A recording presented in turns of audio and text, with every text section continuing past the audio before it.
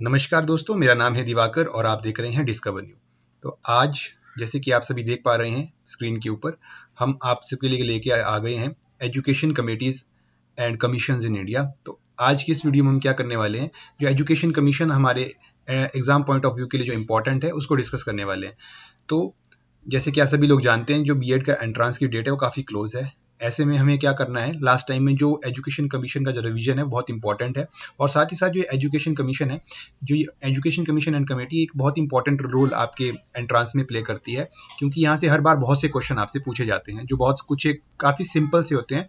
बस आपको पता होना चाहिए, थोड़ी सी बेसिक इन्फॉर्मेशन आपके पास यदि है तो आप इजीली उनके आंसर कर सकते हैं। तो आप अब से लेकर के आने वाली 5-6 वीडियो में आपको क्या मिलेगा, एजुकेशन कमीशन एंड कमेटी से रिलेटेड आपको सारी इन्फॉर्मेशन मिलेगी, जिसमें हम स्टार्टिंग की 2-3 वीडियो में थ्योरी वाले पोर्शन पे बात करेंगे, और उसके बाद हम क्या करेंगे, जितने ज़्यादा एमसीक्यू प्रैक्टिस हो सके हम उतने ज़्यादा एमसीक्यू प्रैक्टिस करने वाले हैं। ठीक है, तो यदि आप हमारे चैनल पे नए हैं तो इससे पहले भी हमने अपने यूट्यूब चैनल पे जो है एंट्रांस से रिलेटेड प्रीवियस ईयर के जो PYQs हैं उनको सॉल्व करवा के रखा है। 2015 से लेकर 22 तक के सभी को डिटेल्ड सॉल्यूशन है, मैथमेटिक्स इजी बिल्कुल डिस्क्रिप्टिव वे में हमने वहाँ डिस्कस किया है, हर एक क्वेश्चन को इजीली अच्छे से टैकल किया है। तो आप यदि चाहें तो उन्हें भी देख सकते हैं। यदि आप इस एजुकेशन कमेटी एंड कमीशंस की PDF या कोई और इंपॉर्टेंट PDF चाहते हैं तो उसके लिए मैंने नीचे डिस्क्रिप्शन बॉक्स में आपको टेलीग्राम चैनल का लिंक प्रोवाइड करवाया है, तो वहाँ से आप उनको भी देख सकते हैं। अब दो तरह के जो व्यूअर हैं हमें देखते हैं, एक हिंदी मीडियम वाले भी हमें देखते हैं, एक इंग्लिश मीडियम वाले भी हमें देखते हैं। तो हिंदी मीडियम और इंग्लिश मीडियम दोनों के लिए जो ये वीडियो है इक्वली रेलेवेंट है, क्योंकि इस वीडियो में हमने क्या करूँगा, आपको दोनों वे में समझाने की कोशिश करूँगा। लिखा टेक्स्ट जो यहाँ पे आपको इंग्लिश में लिखा रहेगा, लेकिन मैं समझाऊंगा हिंदी में, तो ये बायलैंग्वेज होने वाला है। तो आपने घबराना नहीं है, क्योंकि मैटर इन्फॉर्मेशन करती है, आपको कितनी कितनी आप पास इन्फॉर्मेशन है, क्योंकि कितनी आप इन्फॉर्मेशन वहाँ पे याद कर पाते हो। ठीक है, तो ये ज़्यादा यहाँ मैटर नहीं करेगा वहाँ पे इंग्लिश मीडियम हिंदी मीडियम, क्योंकि आपको दोनों में बायलैंग्वेज वहाँ पे क्वेश्चन अवेलेबल रहेंगे। तो बस आपको थोड़ी बेसिक्स इन्फॉर्मेशन आपको होनी चाहिए। तो इंग्लिश मीडियम और हिंदी मीडियम दोनों के लिए ही ये वीडियो है, इक्वली रेलेवेंट है। तो जल्दी से जल्दी चलिए वीडियो को शुरू करते हैं। तो सबसे पहले आपको देता है फर्स्ट जो इंडिया में जो एजुकेशन की यदि बात करें, इस वीडियो को जब आप देखोगे तो एक बात और आपको पता चलेगी कि ऐसा क्यों कहा जाता है कि जो हमारा एजुकेशन सिस्टम है वो अंग्रेज़ों के ज़माने का एजुकेशन सिस्टम आज भी फॉलो करते आ रहे हैं। तो इस बात का भी आपको आने इन्हीं वीडियो में जवाब मिल जाएगा कि ऐसा क्यों कहा जाता है। ठीक है, तो सबसे पहले बात करते हैं लॉर्ड मैकॉले की। ठीक है, तो सबसे पहले एजुकेशन की जिसने बात की इंडिया में, ठीक है, एजुकेशन कि इंडिया में किस तरह की एजुकेशन होनी चाहिए, वो तो लॉर्ड मैकॉले ने की। ठीक है, तो लॉर्ड मैकॉले ने क्या किया गया, सबसे पहले लॉर्ड मैकॉले ने, जिसे हम मैकॉले मिनट के नाम से जानते हैं, ठीक है, उन्होंने सजेशंस दिए थे, कुछ एक सजेशन दिए थे 1835 में कि किस तरह की एजुकेशन सिस्टम जो है इंडिया में होना चाहिए। ठीक है, तो जो ये कमेटी बिठाई गई थी, इसके चेयरमैन कौन थे, मैकॉले थे उस कमेटी के चेयरमैन। उस कमेटी का क्या काम था, ये देखना कि इंडिया में जो एजुकेशन है, किस तरह की एजुकेशन को इंडिया में प्रोवाइड करवाया जाए। ओके, तो ऑब्जेक्टिव्स क्या क्या थे, इसके क्या क्या उद्देश्य थे इस कमेटी के। ठीक है, तो कुछ एक जो ऑब्जेक्टिव्स है वो यहाँ पे नीचे डिस्कस आपको किए हुए हैं। ठीक है, इसमें ये क्या कहता है कि भाई providing education based on Sanskrit and Arabic in India is of no use. ठीक है, ये बहुत इंपॉर्टेंट है। ठीक है, कि उसने क्या कहा था, एक रिकमेंडेशन उसने ये दी थी कि संस्कृत और अरबी में जो इंडिया में एजुकेशन प्रोवाइड करवाई जाती है वो कोई किसी भी काम की नहीं है, नो यूज़ की है वो। ठीक है, ये क्या करती है, India's development, no use for India's development and argued instead of education based on English literature. इसके बदले क्या होना चाहिए, उसने क्या कहा कि संस्कृत और अरेबिक जो है कि इसका कोई भी काम नहीं है, इंडिया की जो डेवलपमेंट है इसमें कोई भी रोल अदा नहीं कर रही है। इसके बदले क्या होना चाहिए, हमें इंग्लिश लिटरेचर के ऊपर ज़्यादा फोकस करना चाहिए। ये किसका कहना था, लॉर्ड मैकॉले का कहना था। ठीक है, he envisaged creating a class of person. उसने क्या किया, इस बात पे उसने फोकस करने की कोशिश की कि हमें इस बात को के पर जोर दिया उसने कि हमें इस जो इंडिया में है कैसे लोगों को पैदा करना है, हमें एक क्लास ऑफ पर्सन की, ऐसे क्लास ऑफ पर्सन की, ऐसे लोग हमें पैदा करने हैं, इंडियन इन ब्लड। ठीक है, जो खून से तो इंडियन हो, खून और कलर से तो इंडियन हो, बट इंग्लिश इन टेस्ट, लेकिन बाकी सारे तरीके से सोच में आप इंग्लिश जैसे हो, इंग्लिश की जैसे, इंग्लिश यानी कि अंग्रेज़ों की जैसी सोच रखते हो, ओपिनियन रखते हो। ठीक है, अंग्रेज़ों के जैसा, और मॉरल्स उनके जो है अंग्रेज़ों के जैसे हो, इंटेलेक्ट अंग्रेज़ों के जैसा हो। ठीक है, तो ये स्टेटमेंट बहुत बार आपसे पूछी जाती है कि ये किसने कहा था, कि a class of person in India, a class of persons Indian in blood and colour but English in taste, in opinion and in morals and intellect, की ऐसे क्लास ऑफ पर्सन हमें एजुकेशन के थ्रू इंडिया में produce करने हैं, ठीक है, जो कैसी हो, ब्लड एंड कलर से इंडियन हो, बाकी हर तरह से जो है वो अंग्रेजों की तरह सोचते हो, ठीक है। तो the mint is based on the idea that English education is not just superior in science but also, ठीक है, but also include superior morals. तो उनका क्या कहना था कि भाई एजुकेशन जो इंग्लिश में, यदि हम इनको एजुकेशन देंगे तो इंग्लिश में एजुकेशन क्या करती है कि उससे आपको साइंस को समझने में, ये उन्होंने तर्क दिया कि साइंस को समझने में भाई हमें इंग्लिश से आसानी होती है, ठीक है। और क्या है भाई, जो मॉरल वैल्यूज़ है वो भी इंग्लिश में इंक्लूडेड है, इंग्लिश की जो लिटरेचर है उसमें मॉरल वैल्यूज़ वगैरह भी सारी हमारी इंक्लूडेड रहती है, ये उनका मानना था, ठीक है। That were responsible for making English in superior. तो ये आगे कुछ एक रिकमेंडेशंस थी, ठीक है, किसकी थी ये रिकमेंडेशन, ये मकौले की रिकमेंडेशन थी। तो दो तीन बातें यहाँ से क्या याद रखने की आपको, कि पहली बात तो ये कि संस्कृत और अरेबिक के बदले उसने क्या कहा था कि इंग्लिश में होना चाहिए, जो एजुकेशन सिस्टम है वो लोगों को एजुकेशन काय में दी जानी चाहिए, अंग्रेजी में दी जानी चाहिए। उसके बाद उन्होंने क्या कहा था कि ऐसे क्लास ऑफ पर्सन को हमें पैदा करना है जो ब्लड एंड कलर में इंडियन हो, बाकी सारी तरह से जो है वो अंग्रेजों के जैसे सोचते हो, ठीक है। तो ये लॉर्ड मैकॉले की जो कमेटी बैठी थी, कब बैठी थी, 1835 में ये कमेटी बैठी थी। ये भी यहाँ से बहुत इंपॉर्टेंट है, ठीक है। अब हम बात करते हैं आगे। तो उसके बाद सेकंड हम बात करते हैं वुड्स एजुकेशन डिस्पैच की, ठीक है। वुड्स एजुकेशन डिस्पैच को Magna Carta of Indian education कहते हैं, Magna Carta of Indian education. ये मैग्ना कार्टा क्या होता है, मैग्ना कार्टा का बेसिक मतलब होता है जब आपको किसी तरह के राइट्स प्रोवाइड किए जाते हैं, ठीक है, जो जैसे कि हमें फंडामेंटल राइट प्रोवाइड करवाए जाते हैं, हमारा इंडियन कॉन्स्टिट्यूशन है उसमें हमें फंडामेंटल राइट्स दिए हैं। तो जो फंडामेंटल राइट्स हैं वो क्या है हमारे, वो बेसिक राइट्स हैं, उन्हें हमसे उन्हें कोई नहीं छीन सकता, ठीक है। तो वो क्या है पूरे कॉन्स्टिट्यूशन में, Magna Carta of our constitution है, वो बहुत इंपॉर्टेंस रखते हैं वो, ठीक है, लोगों को वो पावर देते हैं, ठीक है। तो इसी तरह से ये मैग्ना कार्टा ऑफ एजुकेशन में क्या किया गया, जैसे वुड्स एजुकेशन डिस्पैच जो था, ये क्या कहा जाता है, मैग्ना कार्टा ऑफ एजुकेशन। इसका मतलब इसमें कुछ एक ऐसी स्ट्रक्चर को तैयार किया गया जिसको आगे जा करके जो मतलब बिल्कुल बेसिक स्ट्रक्चर जो इंडियन एजुकेशन का था वो एक्चुअल में जाके यहाँ पे किसने तैयार किया, वुड्स डिस्पैच में वो तैयार किया गया। कब ये वुड्स डिस्पैच आया, कब 1855 में ये वुड्स डिस्पैच आया, इसीलिए इसको Magna Carta of Indian education कहा जाता है। तो अब उस समय वुड्स डिस्पैच जब आया 1854 में, उस समय यहाँ के गवर्नर कौन हुआ करते थे, गवर्नर जनरल ऑफ इंडिया कौन थे, लॉर्ड डलहौजी उस समय गवर्नर जनरल ऑफ इंडिया थे। ये भी बहुत इंपॉर्टेंट है, ऐसे आपसे कई बार क्वेश्चन पूछ सकता है वो कि वुड्स डिस्पैच जब आया 1854 में, तो उस समय इंडिया के गवर्नर जनरल ऑफ इंडिया कौन थे, लॉर्ड डलहौजी, ठीक है। तो उस कमेटी के चेयरमैन कौन थे, सर चार्ल्स वुड थे। वुड्स डिस्पैच में जो कमेटी बनाई थी उन्होंने, तो उसके हेड कौन थे, सर चार्ल्स वुड थे, ओके। अब देखते हैं इनकी रिकमेंडेशंस, इन्होंने किस किस तरह की recommendations the. The dispatch contained the first comprehensive plan for the spread of education in India. देखिए यहाँ पे बात कर रहा है कि first comprehensive plan for the spread of education in India. पहला प्लान कौन लेकर के सामने आया, वुड्स लेकर के सामने आया, सबसे पहला प्लान, ठीक है, कि किस तरह की एजुकेशन इंडिया में होनी चाहिए, इसीलिए इसे Magna Carta of Indian education कहा जाता है। तो इससे पहले फिर जो हमने इससे पहले पढ़ा, ठीक है, इससे पहले हमने देखिए क्या पढ़ा था, इससे पहले हमने पढ़ा था मैकॉले मिनट जो हमने पढ़ा था उसमें जस्ट ये कहा गया था कि एजुकेशन दी कौन सी लैंग्वेज में जानी चाहिए, उसमें कभी भी स्ट्रक्चर के बारे में बात नहीं की गई कि किस तरह का स्ट्रक्चर होना चाहिए, ठीक है। ये बात जब तय हो गई कि हाँ इंग्लिश में हमें एजुकेशन प्रोवाइड करनी, तो फर्स्ट टाइम जो स्ट्रक्चर तैयार करने की जिम्मेवारी थी, स्ट्रक्चर कौन सी कमेटी ने तैयार किया, वुड्स डिस्पैच जिसको हम कहते हैं, वुड्स एजुकेशन डिस्पैच, उसने तैयार किया, चार्ल्स वुड्स की कमेटी, जिस कमेटी को चार्ल्स वुड लीड कर रहे थे 1854 में। तो ये पहला क्या किया गया उन्होंने, first comprehensive plan to spread education in India लाया गया and systematize the education hierarchy from primary through the high school. देखिए इसका मतलब क्या है, इसमें क्या किया गया, सिस्टमेटाइज किया गया, सिस्टमेटिकली अरेंज किया गया कि जो एजुकेशन है इंडिया में वो प्राइमरी लेवल से लेकर हाई लेवल तक किस तरह की होनी चाहिए। मतलब पहले प्राइमरी आपको पास करनी होगी, उसके बाद आप सेकेंडरी में जाएंगे, सीनियर सेकेंडरी में जाएंगे, ठीक है, इस तरह से आप फिर आगे बढ़ते जाएंगे। तो ये हायरार्की जो है, जो बेसिक स्ट्रक्चर है कि किस तरह की एजुकेशन होनी चाहिए, पहले प्राइमरी एजुकेशन होनी चाहिए, फिर मिडिल एजुकेशन होनी चाहिए, फिर सेकेंडरी, फिर सीनियर सेकेंडरी, इस तरह की जो हायरार्की सेट की गई, जो बेसिक स्ट्रक्चर बनाया गया वो किसके द्वारा बनाया गया, वुड्स डिस्पैच के द्वारा बनाया गया।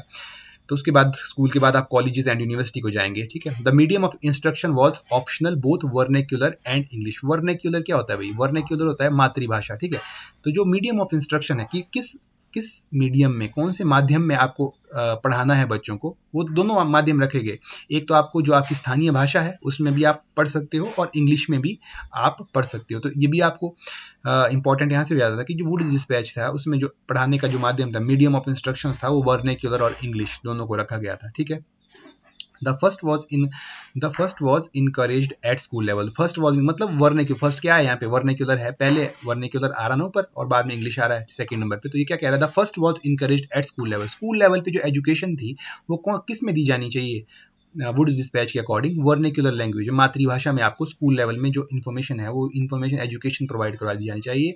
और जो यूनिवर्सिटी के स्टेज पे है, लेटर स्टेज पे, आपको कौन से मीडियम में करवाई दी जानी चाहिए एजुकेशन को प्रोवाइड? इंग्लिश मीडियम में आपको एजुकेशन प्रोवाइड करवा दी जानी चाहिए, ठीक है। तो a system of grant in aid was laid down so as to encourage private initiatives and enterprises in the field. तो क्या किया गया? एक ग्रांट, ठीक है, grant in aid was laid so as to encourage private। तो देखिए, एक ग्रांट का प्रावधान किया गया, ठीक है। एक ऐसी ग्रांट का प्रावधान किया गया कि मतलब जैसे कोई व्यक्ति है जो प्राइवेट स्कूल खोलना चाहता है, प्राइवेटली एजुकेशन प्रमोट करना चाहता है, तो क्या किया गया? गवर्नमेंट से उसको थोड़ा सा सपोर्ट प्रोवाइड करने के लिए कुछ ना कुछ, जैसी एक एड को तैयार किया गया कि कुछ थोड़ा एड कर देंगे, मतलब उसको कुछ हम प्रोवाइड करेंगे, गवर्नमेंट भी उसको कुछ पैसे देगी और बाकी वो खुद से लगा के, ताकि प्राइवेट तौर पे भी जो आपकी एजुकेशन है वो फल फूल सके इंडिया में, ठीक है। तो उनका मेन मोटो उनका क्या था? मेन मोटो उनका एजुकेशन प्रोवाइड करना था। अब किस मीडियम में वो कराना चाहते थे? तो senior secondary level, university level पे वो इंग्लिश में करवाना चाहते थे और स्कूल लेवल में वो वर्नेक्युलर लैंग्वेज में करवाना चाहते थे। और उनका ये नहीं था, उनका मेन मोटो था कि एजुकेशन देना, वो चाहे प्राइवेट हो चाहे गवर्नमेंट हो, ठीक है, कि उनका मेन था कि एजुकेट करना। और ये एक बात को ध्यान रखना, एजुकेट करना क्यों चाहते थे? जैसे कि उनका, हमने स्टार्टिंग में देखा, उनका एक ही मोटो था कि वो एक ऐसी लेबर क्लास पैदा करना चाहते थे, ठीक है, जो आपने वो पढ़ दिया है ऊपर, जो भी हमने देखा, जो अंग्रेजों की तरह ही सोचते हो, ऐसे लोगों को वो पैदा करना चाहते थे। सिर्फ यही रीजन था, वो इंडिया में एजुकेशन को इतना प्रमोट कर रहे थे, ठीक है। उसके बाद थोड़ी सी हम बात कर लेते हैं इसके बाद का जो नेक्स्ट एजुकेशन कमीशन है, ठीक है, वो क्या है? इंडियन एजुकेशन कमीशन और हंटर कमीशन। हंटर कमीशन भी इसको कहते हैं, बहुत इंपॉर्टेंट है ये हंटर कमीशन, ठीक है। हंटर कमीशन कब आया? 1882 में आया हंटर कमीशन। और उस समय जो हमारे गवर्नर जनरल थे वो कौन थे? गवर्नर जनरल लॉर्ड रिपन हमारे गवर्नर जनरल थे, ठीक है। और जो कमेटी थी उसके चेयरमैन थे विलियम हंटर, उसके चेयरमैन थे। 1882 में आई थी, ठीक है। तो इसने रिपोर्ट कब सबमिट की थी? 1883 में। 82 में इस कमेटी को बनाया गया और 83 में इसने अपनी रिपोर्ट को सबमिट किया। कुछ एक रिकमेंडेशन उसने दी थी, वो क्या क्या है? इस कमेटी ने कुछ एक रिकमेंडेशन दी। इसने क्या बोला कि जो primary education should be given priority. इसने बोला कि प्राइमरी एजुकेशन पे ज़्यादा फोकस दिया जाना चाहिए, ठीक है।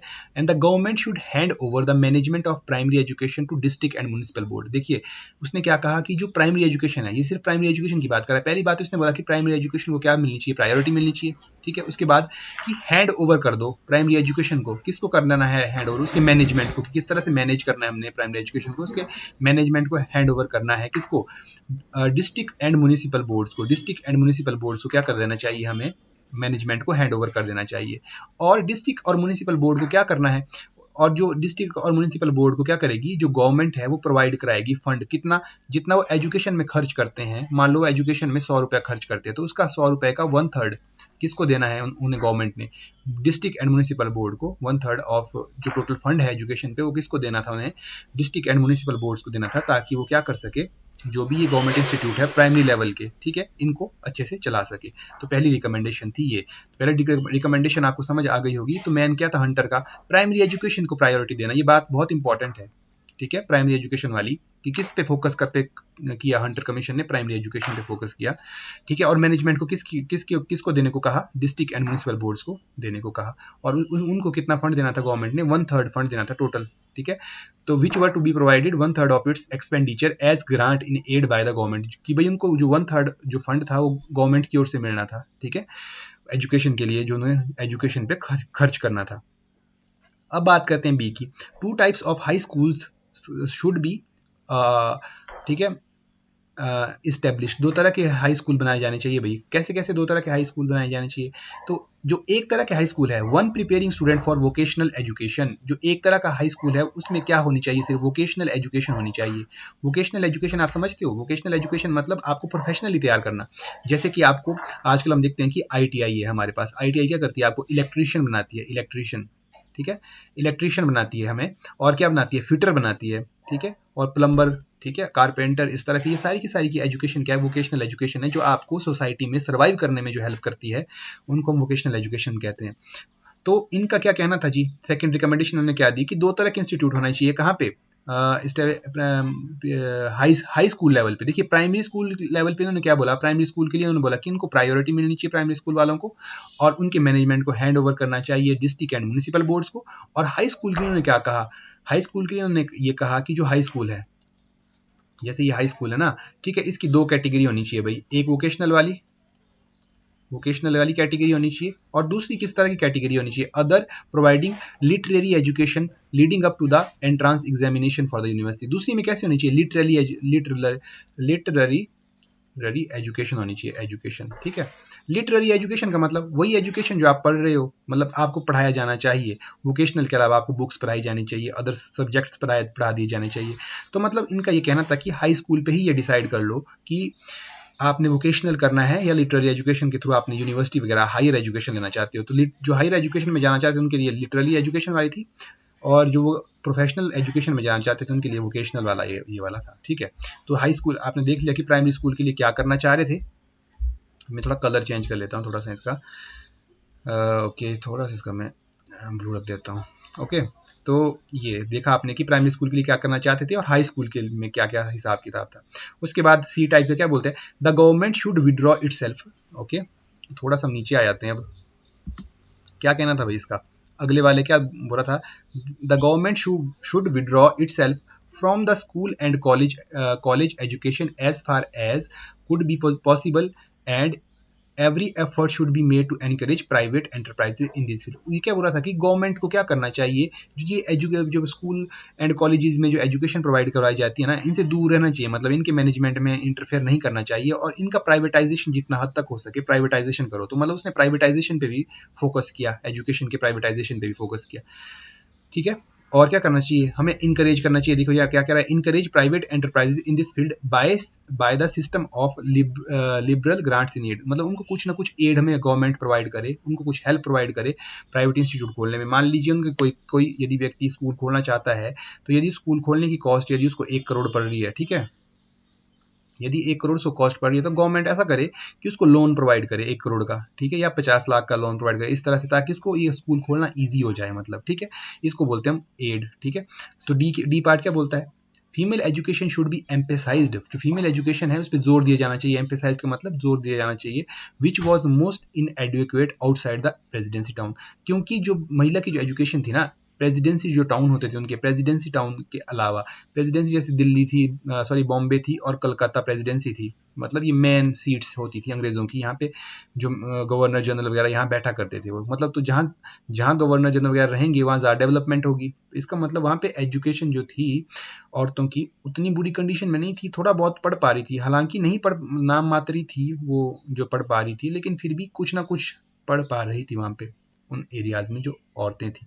लेकिन जो प्रेसिडेंसी टाउन के बाहर की थी, ठीक है, तो वहाँ पे तो बहुत ही बुरे हाल थे फीमेल एजुकेशन के। तो उन्होंने कहा कि फीमेल एजुकेशन को भी हमें क्या करना चाहिए? प्रमोट करना चाहिए। तो इसके बाद बात करते हैं जी नेक्स्ट की। तो यहाँ से आपको पता चल गया, ठीक है, तो यहाँ से आपको पता चल गया जी। तो यहाँ से थोड़ा सा रिवाइज करेंगे, फिर हम देखेंगे कि प्राइमरी के लिए उन्होंने क्या क्या कहा, हमने ये पढ़ा।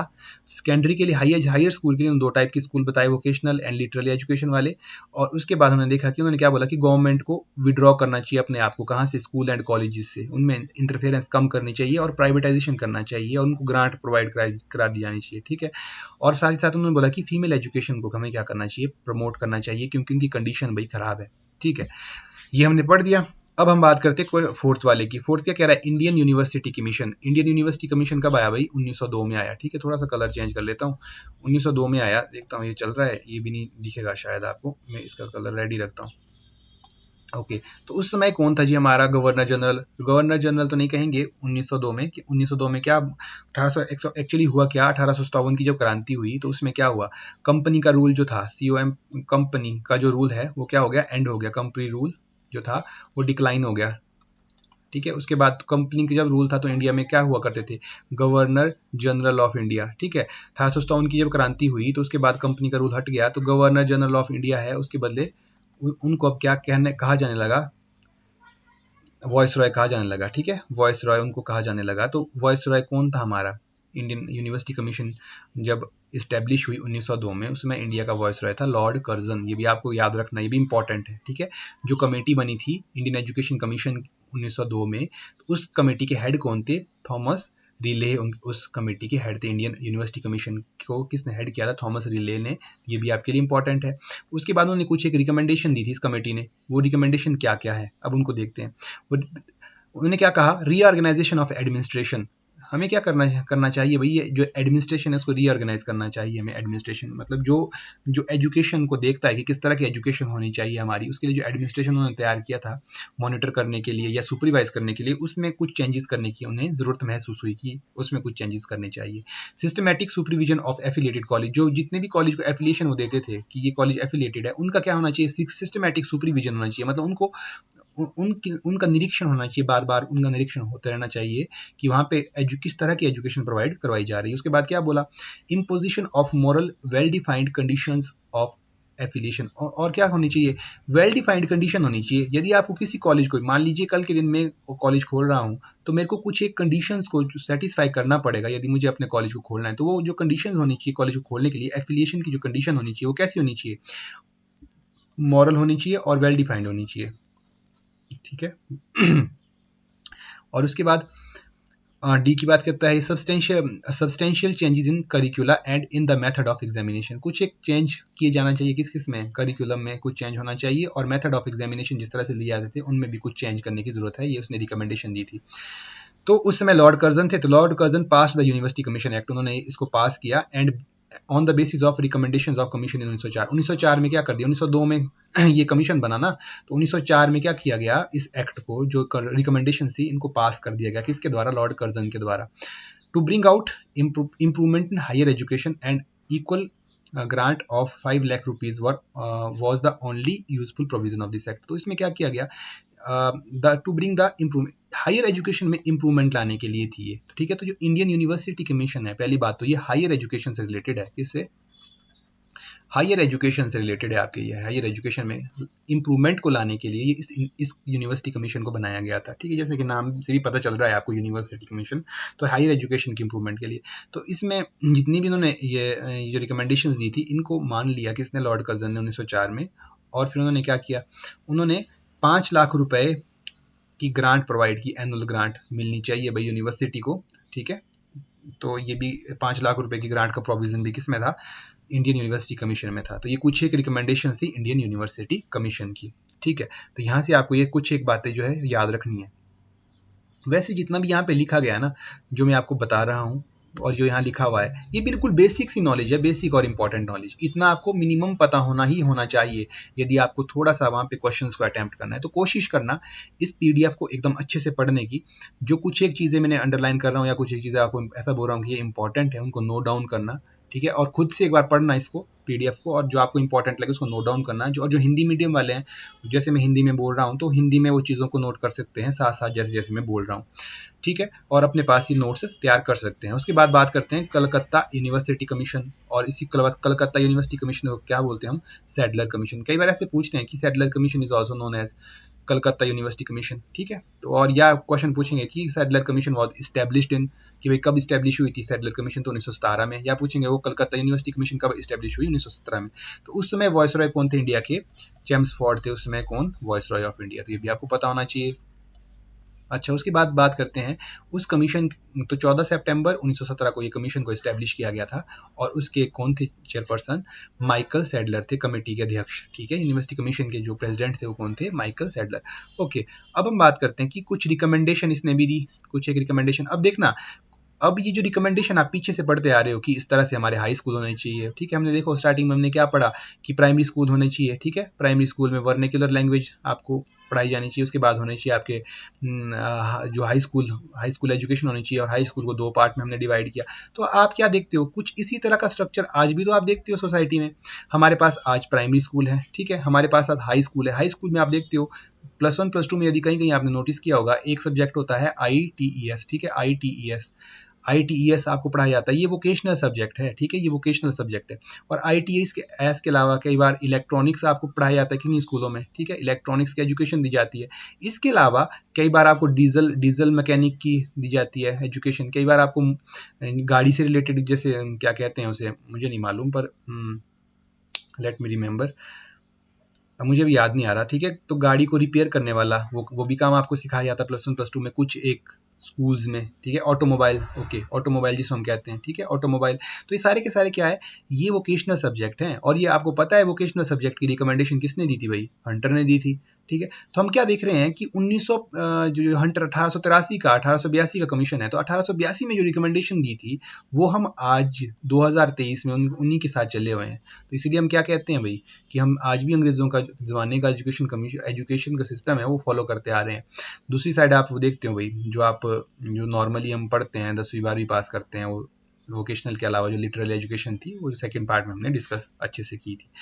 तो ये मैं आपको कहना चाहता हूँ।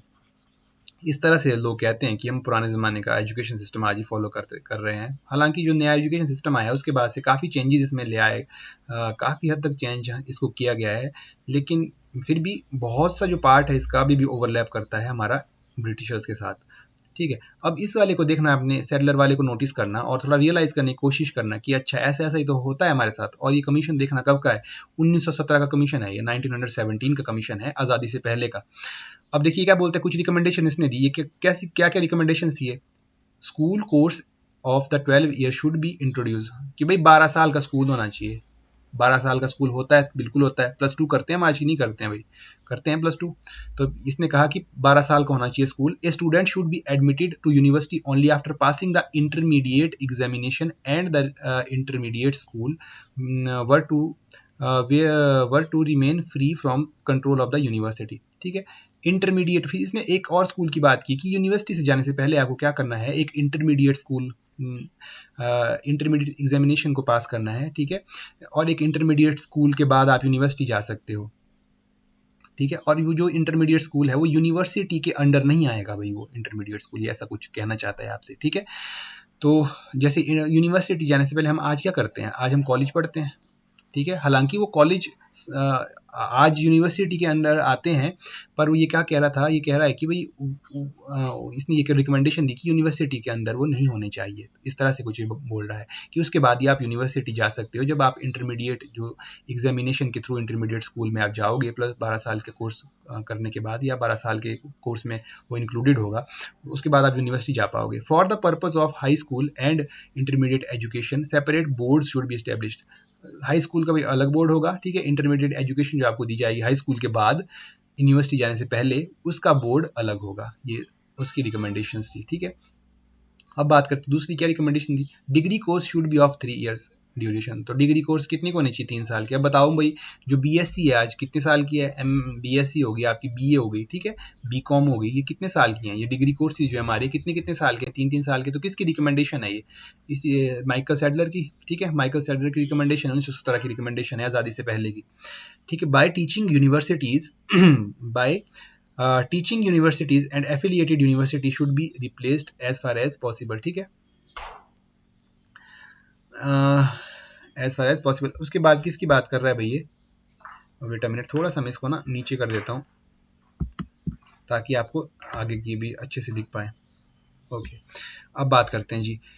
तो ये क्या कह रहा है भाई, इसके बाद क्या कह रहा है कि it stressed the need of extending the facilities for education of science and technology. इसने क्या बोला कि साइंस एंड टेक्नोलॉजी की में ज़्यादा जोर हमें देना चाहिए, और फीमेल एजुकेशन में ज़्यादा जोर हमें देना चाहिए, और टीचर को ट्रेन करने में ज़्यादा, ठीक है, टीचर्स ट्रेनिंग में हमें ज़्यादा फोकस करना चाहिए। तो फोकस एरिया कौन कौन से बताया इसने, साइंस को बताया, साइंस एंड टेक्नोलॉजी को बताया, फीमेल एजुकेशन को बताया, और टीचर को ट्रेनिंग प्रोवाइड कर दी जानी चाहिए। इसने ये भी बोला bye the government of India most of the recommendation, ठीक है, जो जितनी भी इसने रिकमेंडेशन दी थी, किसने दी थी, सैडलर ने जो रिकमेंडेशन दी थी, मोस्ट ऑफ द रिकमेंडेशन क्या किया गया, एक्सेप्ट कर दी गई। किसके द्वारा, गवर्नमेंट ने क्या कर दिया, इनको एक्सेप्ट कर दिया, which help in the development of university education. तो सैडलर कमीशन भी क्या है, यूनिवर्सिटी में हायर एजुकेशन की बात करती है, यूनिवर्सिटी लेवल की बात करती है एजुकेशन की in India during the period of 1916 से लेकर 21 तक के पीरियड में 7 न्यू यूनिवर्सिटी इस्टेब्लिश की गई। कौन कौन सी, अलीगढ़, लखनऊ, बनारस, ठीक है, मैसूर, पटना, ढाका और उस्मानिया, ये सारी की सारी नई यूनिवर्सिटी खोली गई यूनिवर्सिटी कमीशन के बाद, ठीक है। तो ये था इसमें जो कुछ एक इम्पॉर्टेंट सी बातें थी, ये हमने इसमें देखी, ठीक है। Wait a minute, okay. तो इसके बाद हमने बात करते हैं थोड़ी सी हरतोग कमेटी की बात करते हैं। हरतोग कमेटी कब इस्टेब्लिश की गई, हरतोग कमेटी 1929 में, ठीक है। और ये फिलिप हरतोग थे इस कमेटी के जो अध्यक्ष थे। हरतोग से आपने ये क्या है, ठीक है, ओके।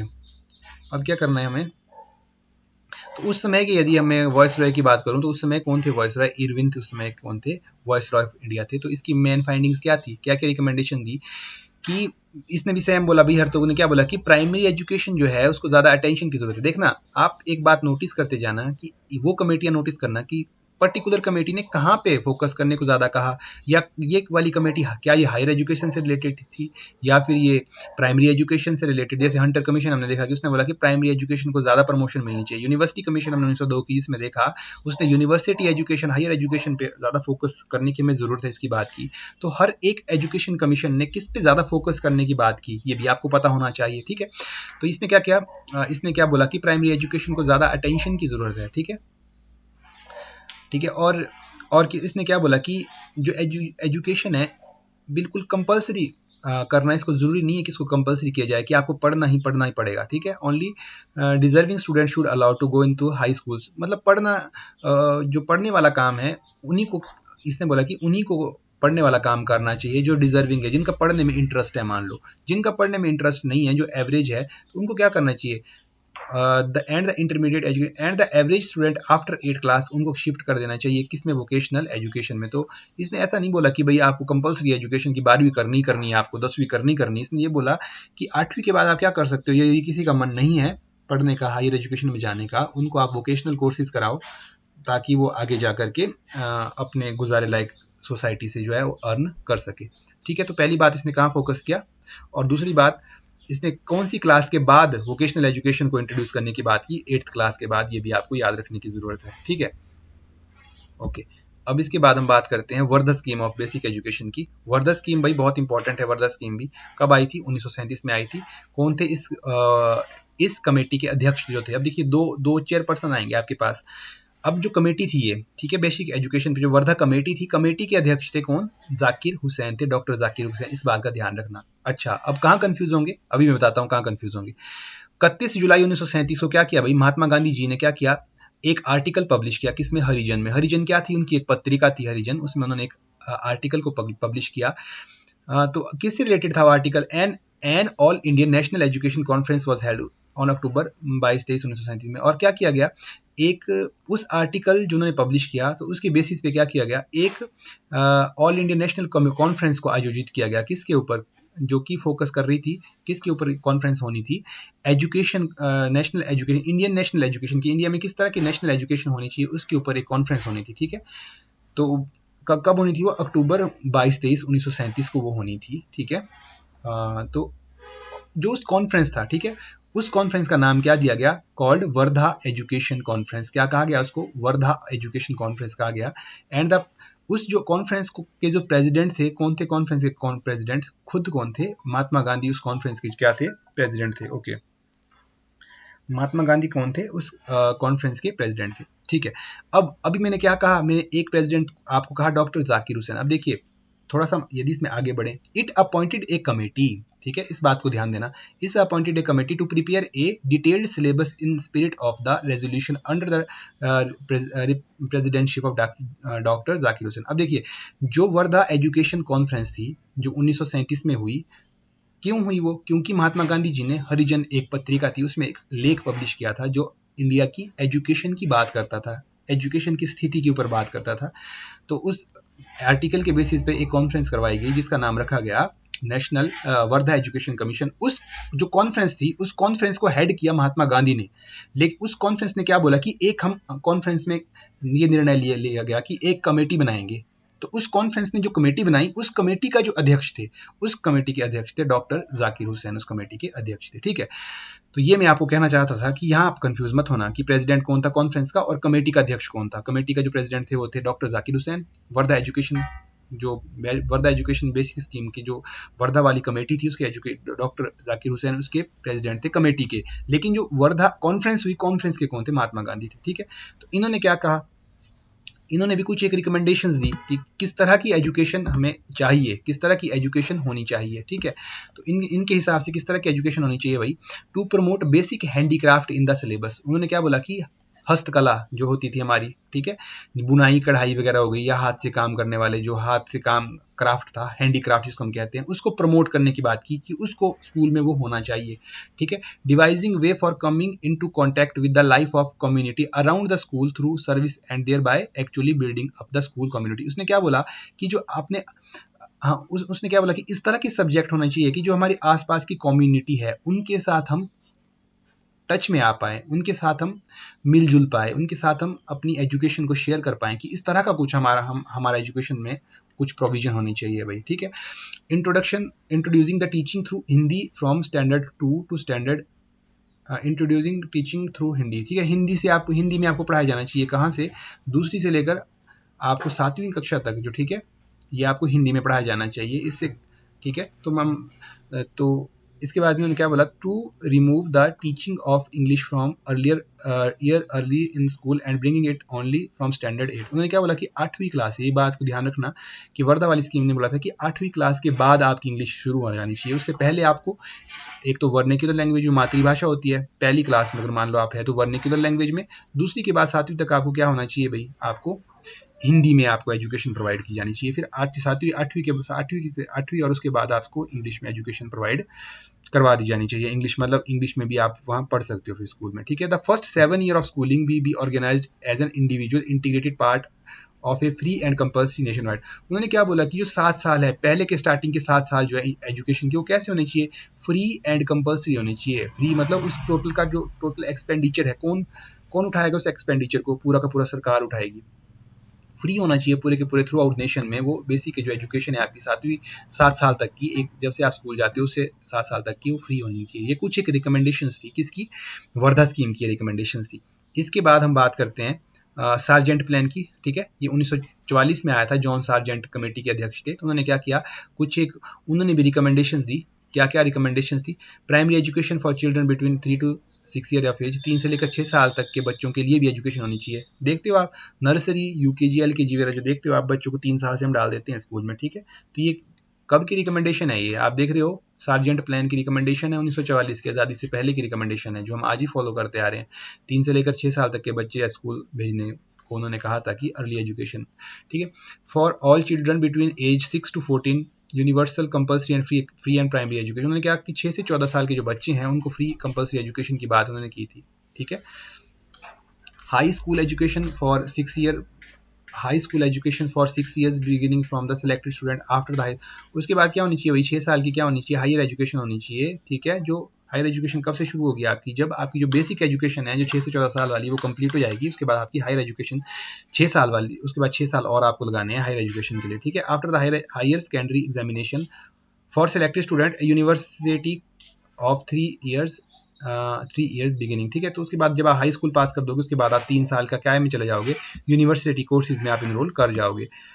ठीक है, the development of a public library system is about 20 years and liquidation of adult literacy. ठीक है, the development of public library को डेवलप करना, ठीक है, सिस्टम इन अबाउट 20 ईयर्स, 20 सालों के अंदर अंदर भाई आपने क्या करना है? पब्लिक लाइब्रेरीज को जितना ज़्यादा डेवलप हो सके उतना ज़्यादा डेवलप करना है।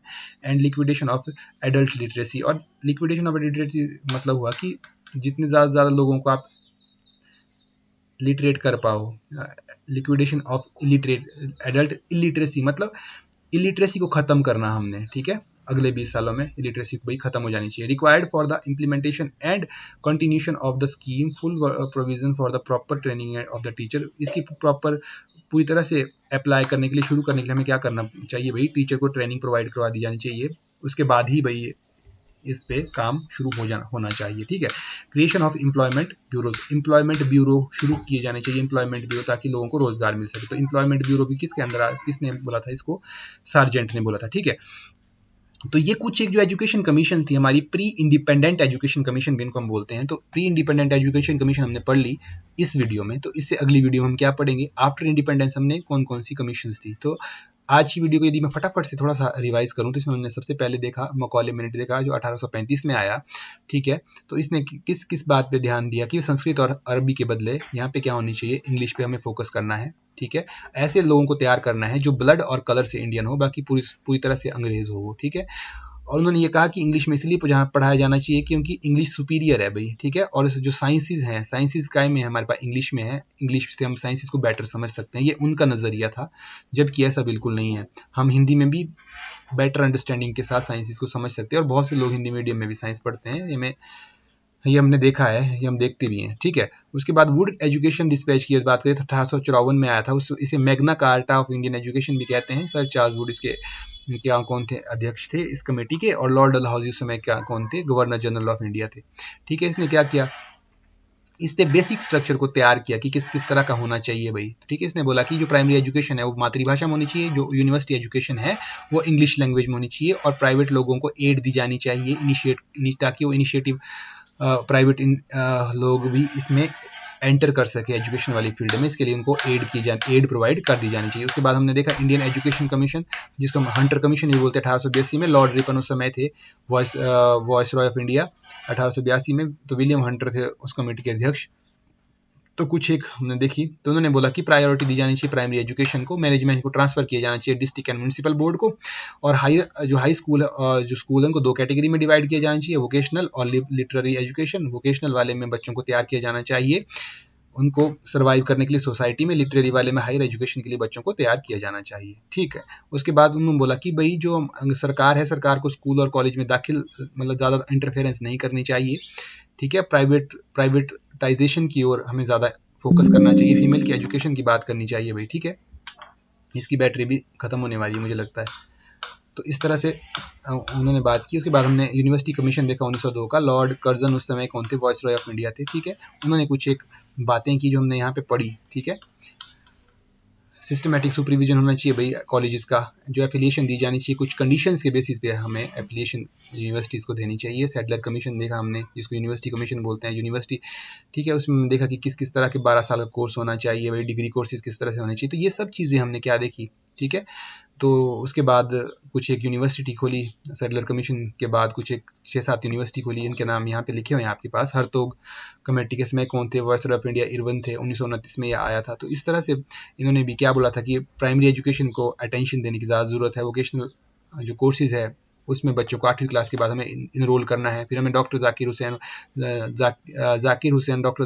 जैसे बेसिक वर्धा एजुकेशन स्कीम को पढ़ा। तो ये सारी चीज़ें हमने आज क्या पढ़ी, प्री इंडिपेंडेंस एजुकेशन कमीशन को हमने पढ़ा। तो आने वाली वीडियो में क्या करेंगे, हम आफ्टर इंडिपेंडेंस जो एजुकेशन कमीशन आई उनके बारे में पढ़ेंगे, और जल्द से जल्द क्या करेंगे, हम एजुकेशन कमीशन को ख़त्म करेंगे और आपके लिए MCQ के फॉर्मेट में लेकर के आएंगे, ताकि आप ज़्यादा से ज़्यादा MCQ सॉल्व करके अपनी जो तैयारी है उनको चेक कर सकें कि कैसी आपकी तैयारियाँ चल रही है। तो आपसे जल्द हम मिलते हैं नेक्स्ट वीडियो में, तब तक के लिए थैंक यू वेरी मच।